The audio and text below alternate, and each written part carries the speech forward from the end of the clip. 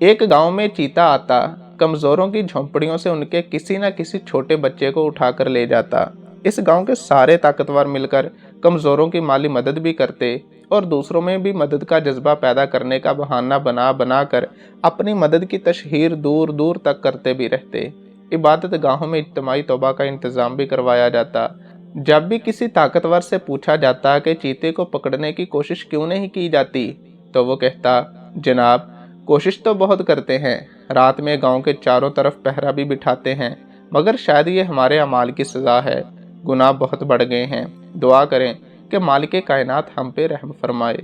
कमज़ोरों को सिखाया जाता कि सब मिलकर अपने अपने गुनाहों से तौबा करो और दुआ करो कि चीता मर जाए या वो हमारी बस्ती से ही कहीं दूर चला जाए। सब दुआएं करते रहे, मगर कोई दुआ कबूल ना हुई। चीते के मुंह को बच्चों के खून की सूरत एक आसान शिकार करने का चस्का लग चुका था। फिर एक दिन मालिक कायनात के हुक्म से इस कमज़ोर इंसान का बच्चा चीता उठाकर ले गया, जिससे मालिक कायनात ने दुआ करने का सलीका सिखा दिया था। इस इंसान ने हाथ उठाए, आसमान की तरफ रोती हुई आंखों से देखा और कहा, मालिक, तूने चीते को पैदा किया है, इसे दरिंदा बनाया है, इसका कोई कसूर नहीं। वो तो अपने पेट की आग बुझाने के लिए शिकार करेगा, और जहाँ उसे शिकार आसानी से मिल जाए वो इसे शिकार करने कहीं और क्यों जाएगा। ऐ मालिक कायनात, अगर तू चाहे तो वो चीता दोबारा कभी यहाँ नहीं आएगा, मगर मैं जानता हूँ कि ऐ मालिक कायनात, मैं तुझसे सिर्फ इतना मांगता हूँ कि तूने जिस जिस को ये ताकत और दौलत दे रखी है कि वो इस चीते को पकड़ कर मार दें, तो इसी चीते के हाथों वैसे ही इनमें से किसी का बच्चा भी शिकार करवा दे, जैसे तूने मेरा बच्चा शिकार करवाया है। अगली सुबह गांव में हंगामा बपा था कि गांव के सबसे ताकतवर के घर के सहन से चीता उसका बच्चा उठाकर ले गया है। आस पास के 7 गांव के ताकतवर अपनी गाड़ियों, शिकारी कुत्तों और असला से लैस लोगों के साथ चीते की तलाश में निकल पड़े। सबकी जुबान पर एक ही जुमला था कि अब इस चीते की हिम्मत बहुत बढ़ गई है।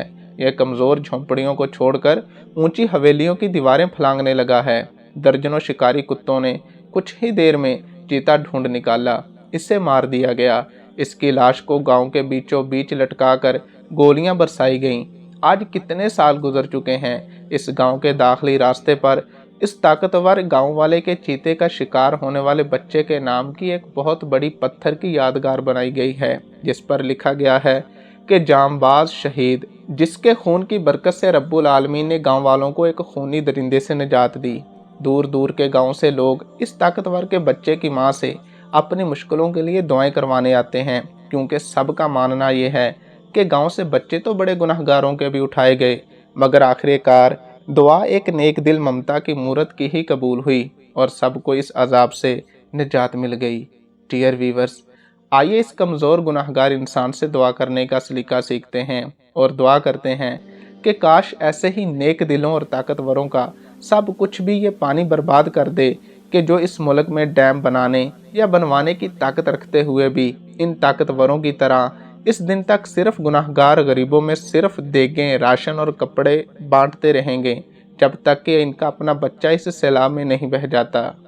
आइए हाथ उठाएं हम भी, हम जिनको हरफे दुआ याद नहीं। डियर वीवर्स, यहाँ बात करने का ये मकसद हरगिज़ नहीं है कि दुखियारों, गम के मारों की मदद ना की जाए, बल्कि मकसद ये है कि वज़ीरों मशीरों को होश के नाखून लेने चाहिए। अपनी गफलतों और सुस्तियों को खुदा का अजाब करार देना कहाँ की अक्लमंदी है।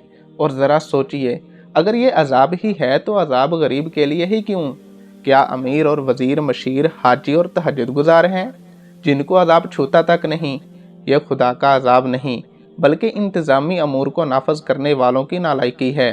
ज़ाती मफादात की खातर कौमी मफाद को तरजीह देनी चाहिए, लेकिन यहाँ मामला ही उलट है। खैर, अल्लाह हदायत नसीब फरमाए, गरीबों की मदद फरमाए और हमें भी इनकी मदद करने का जज्बा अता फरमाए। आमीन। इजाज़त दीजिए डियर व्यूवर्स, मिलते हैं नेक्स्ट वीडियो में। अल्लाह हाफिज़।